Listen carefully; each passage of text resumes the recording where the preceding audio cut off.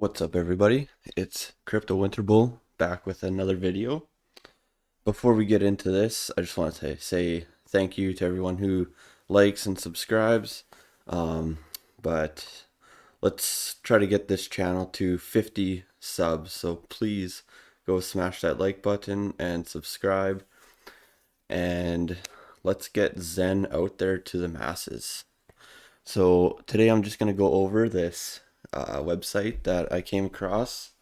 I came across it in the Telegram chat for Zen, XenCrypto.io. I'll post the link in the description. So I like this. It's more of like a simplified version of the faircrypto.org website. It kind of breaks down how everything works in a little more layman's terms. So I'll just go over a couple of the tabs here. It's a nicely laid out site, so it's easy to look at. So all these, if you click through, you'll really understand what Zen is all about. But here, let's check out Zen versus Bitcoin. So it is said that Bitcoin is the king, and is often said that it's not even cryptocurrency. Bitcoin is Bitcoin. It was the first. It has the biggest market share. It's the best known brand, and there's no doubt that it is not a security. There's arguments against other cryptocurrencies describing them as securities. This is due to mostly the role of the team playing a role in launch, um, and mostly in management and the fate of a particular coin. Zen can't be classified as a security because it is a smart contract with no admin keys, no power to change the code. Once deployed, a smart contract can't be altered or stopped. No one receives handouts, pre-minted tokens, no referral links. Zen and Bitcoin are very similar under the aspect of being permissionless and trustless. So the main differences lie in the total supply of the coins and structure of the code. Bitcoin supply started at 0, and the final supply is set to 21 million Bitcoin. Bitcoin is mined into existence with computing power. Its initial inflation was very high and has decreased over time. Currently, over 19 million BTC have been mined. Bitcoin was designed to have adjustable inflation in relation to the mining difficulty. It is not possible to mine more Bitcoin by allocating more hashing power. The software adjusts the difficulty to the number of nodes in such a way that a constant number of Bitcoin is mined in 10-minute time frames. In other words, if blocks are generated too fast, the algorithm adjusts the difficulty to bring them back to base level. So due to Bitcoin's limited supply, there won't be enough UTXOs for everyone on Earth. Some people talk about introducing tail emissions. Others are concerned that Bitcoin's hard cap will cause block production problems if block rewards become too small. This would undoubtedly undermine one of the core premises of Bitcoin. Unlike Bitcoin, Zen has no finite supply. It can be minted in perpetuity.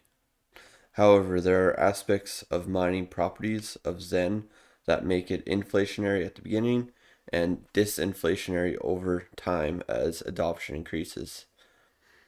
Inflation decreases over time to arrive at a 2% plateau. Penalties for being late to mint the rewards and lost keys will lower the final inflation rate. So, Bitcoin and Zen follow Poison's curve of distribution. Zen's minting difficulty rises slowly with the number of participants and becomes easier with longer stakes. Only by understanding the full aspects of all the minting properties, you appreciate its tokenomics aimed at creating a state of equilibrium and fairness in crypto. Bitcoin mining versus Zen minting. Bitcoin relies on proof of work, where a network of mining nodes achieve consensus and receives Bitcoin as a reward for mining blocks. Zen relies on proof of participation, where users receive Zen tokens as a reward for participating in Zen creation through staking. Proof of work uses a lot of energy to generate computing power to run the mining farms, and it has a significant environmental impact. Zen doesn't do that because it relies on the underlying Ethereum network to remain live. It's estimated that Bitcoin mining uses 1.3 trillion watts of energy per year, while Ethereum mining uses 79 trillion watts per year. It is believed that the greater the use of energy, the better security and censorship resistant. Proof of stake maximalists disagree, and I guess it will be decided soon when the stakes start attacking the networks. The states start attacking networks. So like the individual states in the U.S. One of the most touted features of Bitcoin is censorship resistance. Because it is decentralized hash power, Bitcoin is resistant to a state attack.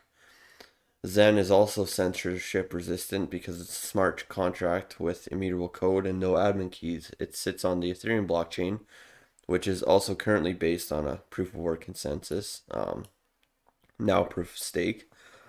The recent Tornado Cash address censorship by the OFAC authorities in the USA have shown that smart contract addresses can be included on the blacklist, but in the end, it's up to the Ethereum miners if they want to uphold the ban or if they ignore it and continue mining transactions with the blacklisted addresses. There's no reason Zen should ever be banned, but it's important to know that its censorship resistance is very strong. You can learn about the game theory, which we might take a look at after. So that's Zen versus Bitcoin. So they're similar, not exactly the same. How they're made into existence is different, but their distribution curve, kind of follows the same pattern.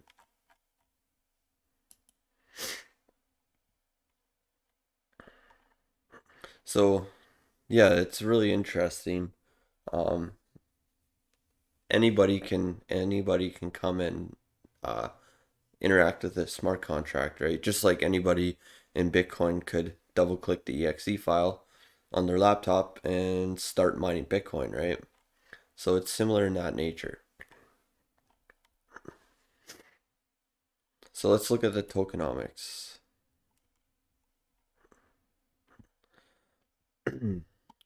So Zen is a token that can be minted for free. All you need to create Zen is an Ethereum compatible wallet that interacts with the Zen smart contract to claim a C rank and some ETH to pay for the gas.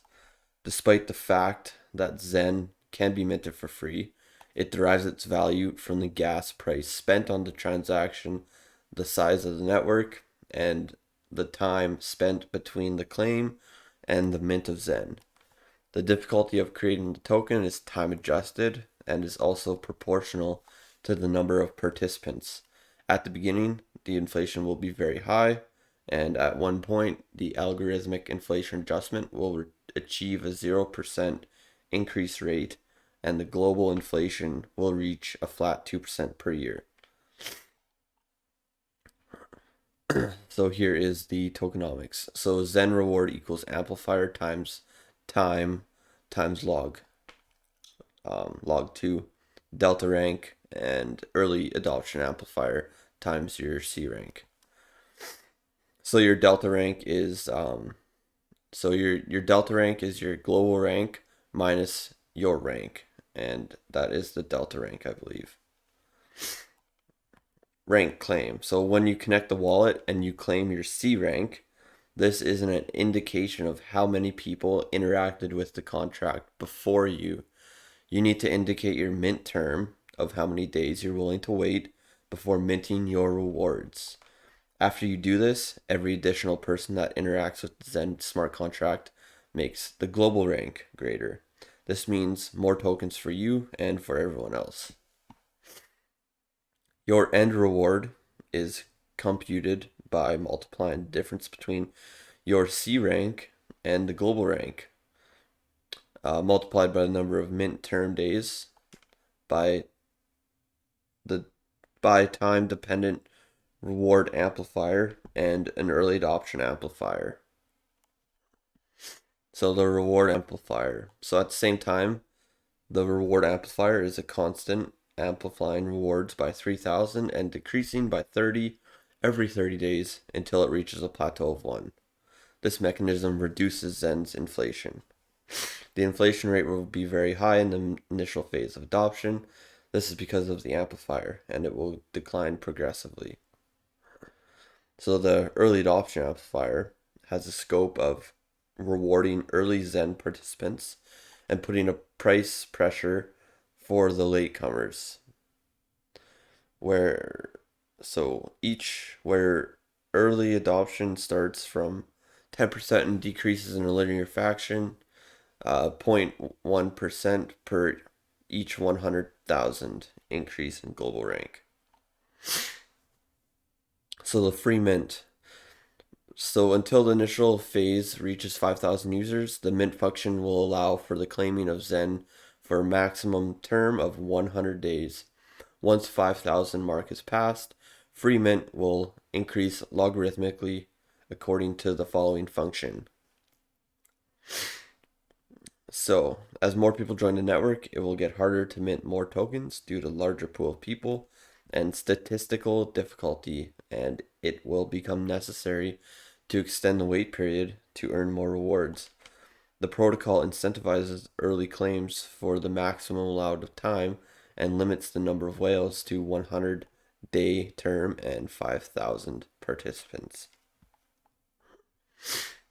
So as you can see here, once it reaches 5,000, I think the wait period bumps up to like 280 or so. And once we reach 1,000,000, then you can probably do a claim date of like 500 days or more. So the penalties, this is the interesting part. So Zen rewards need to be minted within 1 day of the end of the term. Each additional day delay equals a penalty. So if you mint on the day, you get no penalty. If you're 1 day late, you lose 1%. 2 days late is 4%. 3 days late is 8%. 4 days late, 17. 5, 36, 6, well, you pretty much lost all of it. After a week, after 7 days, you lose everything. So, how many people are going to interact with this contract and forget about their rewards, right? So, it's kind of one of those things where you can't really predict what the inflation is going to be. Until like day 107, because everybody, all those initial people that got in and agreed to wait 100 days, how many of those people have completely forgot about it, lost their keys, don't have enough gas to pay for it? So, it'll be interesting to see how many people actually forget to mint their Zen. Because what that does is it increases the G rank, right? And then if you forget about it, all that Zen is never minted, right? So it slows down the inflation. So APY rewards. So you can stake this for APY after. So when the user stakes Zen, the tokens get burnt, reducing the global total supply of Zen. When the stake ends, the tokens are minted together with the accrued APY. The maximum stake time is 1,000 days, and the APY starts at 20%, declines by 1% every 90 days to arrive at 2%. Once it reaches 2%, it remains fixed. Users should be aware that ending the stake too early will incur a loss of the APY rewards. So you lose all your rewards if you end the stake a day late or a day early. it just doesn't matter. You gotta fulfill the whole stake to get all the rewards. You just don't if you end the stake early, you don't lose the principal. You just lose all the APY on it. So it's good. I like it. It's the staking tokenomics are really good. Um, and I like how you have to claim within 7 days, and it really incentivizes you to not forget about your mint, right? Or else you'll lose everything after 7 days. So um, you really just got to put in notifications on your phone. Really, just make sure that you do not forget to come back to the contract and claim your free money. So here I'll do this last one, and then I think that'll be good.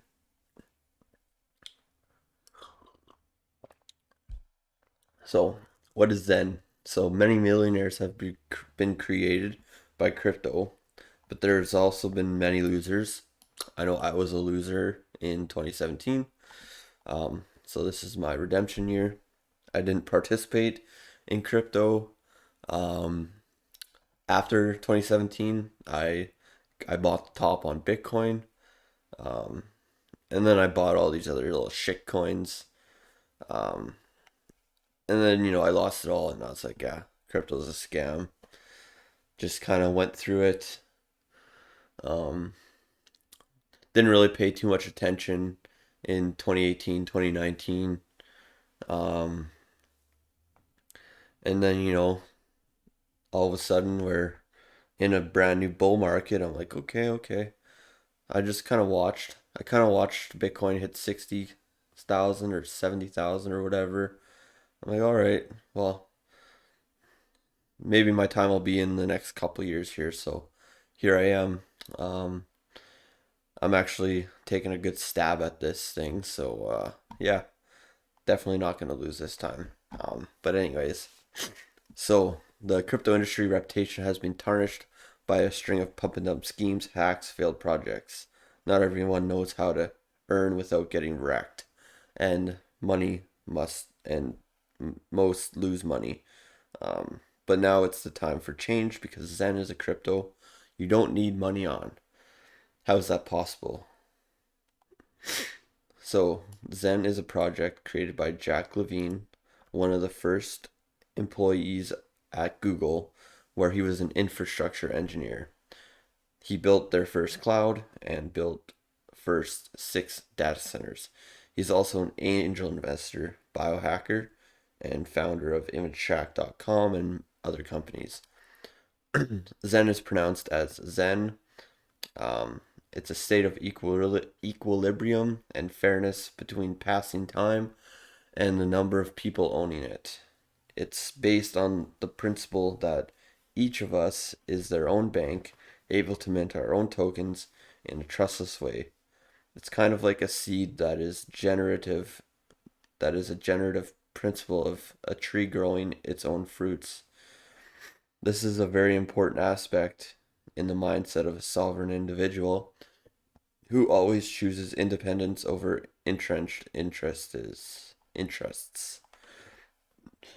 So popular in a centralized world of finance and other often ported to the cryptocurrency field. So the first principle of crypto. Unlike every token out there, Zen is based on the first principles initiated by Satoshi Nakamoto in his Bitcoin white paper. That just like Bitcoiners, Zen owners practice self-custody, where every person retains full control and is responsible for his or her economic energy. There have been too many failures, driven primarily by the users who were too eager to give up control over the coins to an exchange or to another platform in the name of security and chase yield. The first rule is that Zen masters are always in control of their keys, responsibly managing them. So it's self custody. Rule number one: self custody. Second principle. So the first principle of crypto, as designed by Nakamoto, is the truth consensus. I can trust you without having to share additional information with you because the underlying protocol is in charge of verifying all the information. Zen is an open source contract deployed on the Ethereum protocol. The code can't be changed and it's verifiable and audited. The permissionless and trustless nature of Zen ensures that there are no middlemen in the equation. Everything happens on chain without any off chain governance rules that can somehow change the contract. There is no counterparty risk. And the third principle is decentralization, where Zen achieves true mastery because there's no management team capable of changing the code. There's no admin keys to the smart contract, no pre-mint giving anyone the power to dump or manipulate. There's no address receiving part of the rewards, no initial or finite supply, and yet Zen achieves the broadest possible decentralization and disinflationary effect as time passes by. So Zen is minted for free, and its value stems from the adoption growth, the amount of gas spent on the transaction, and the time between the claim and the mint. What you rank, what rank you have, and how long you wait will determine the quantity of your Zen. The difficulty to mint increases together with the number of people joining the network. Similarly to Bitcoin, the mining difficulty is time adjusted. Zen's initial inflation is very high due to the early adoption amplifier bonus and the reward amplificator. From a highly inflationary token, Zen will turn into disinflationary as more time passes. In the end, it will arrive at a yearly emission rate that will be used to pay for the APY rewards to the stakers. So overall, this project is extremely well thought out, put together excellently, and I just cannot wait to for it to launch in about either a week or 2 weeks. So I'll do an update video when it does finally launch. I'll show you how to claim your C rank and do all that fun stuff. But come over to XenCrypto.io. I'll leave the link in the description, and you can read it for yourself. There's lots of good, interesting tabs here to read through, and it'll explain everything to you. But if you haven't already, please hit that like and subscribe button. It would be much appreciated. But Crypto Winter Bull out.